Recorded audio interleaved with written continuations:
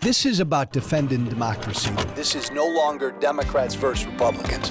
What do you want your kids to believe in? There must be give and take. This is White Flag with Joe Walsh.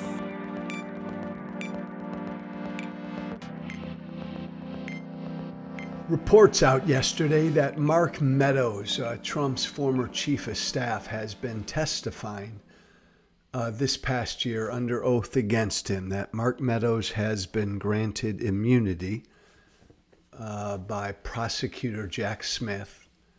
And because Meadows has been granted immunity, he's been testifying under oath against Trump.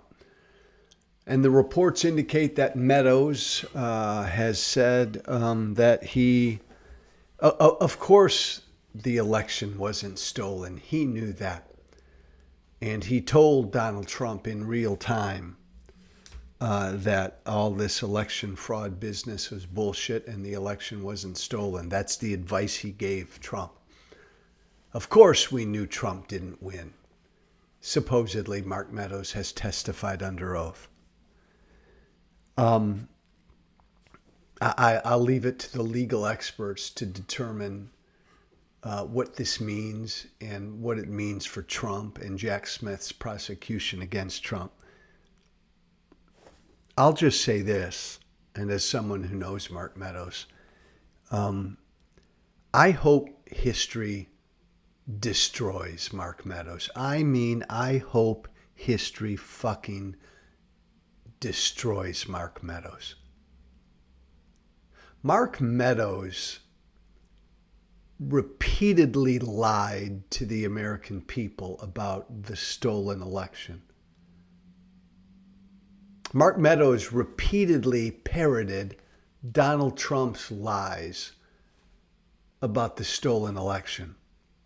Mark Meadows lied to the American people. Mark Meadows lied to his staff and colleagues. Mark Meadows lied to members of Congress. Mark Meadows lied to the media. Mark Meadows lied to Donald Trump and encouraged Donald Trump to lie.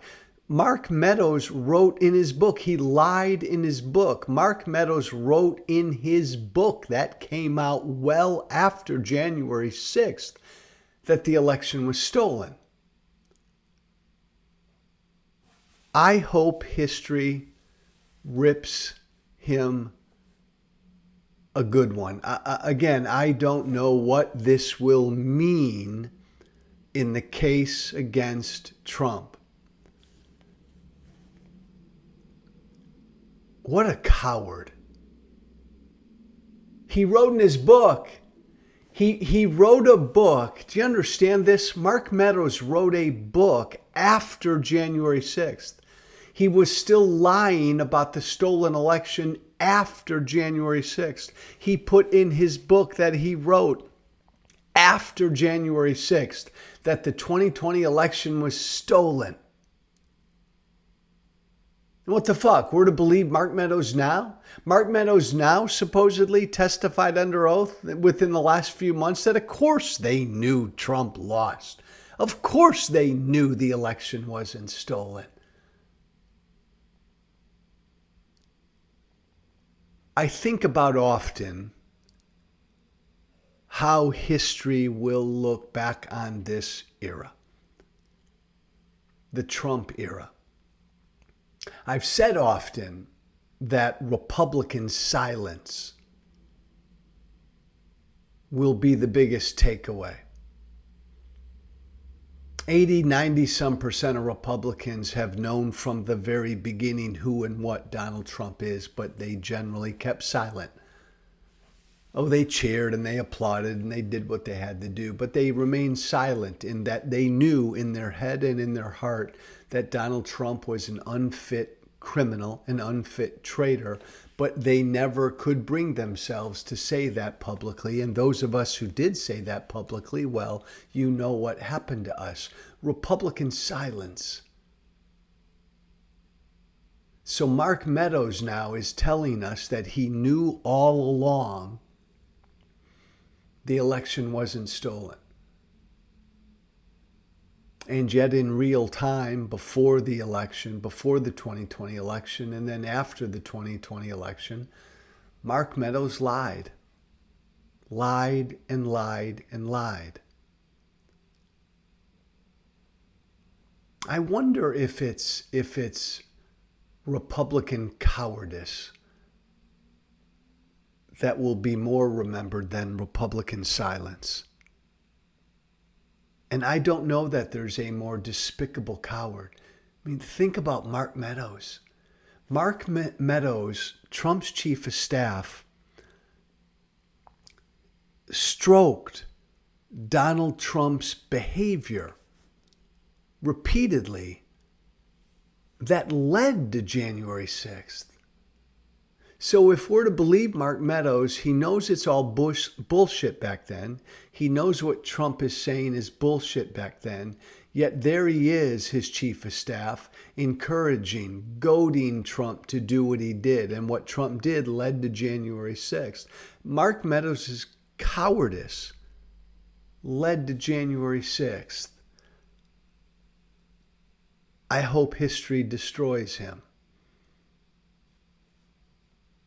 I hope history destroys all of these Republicans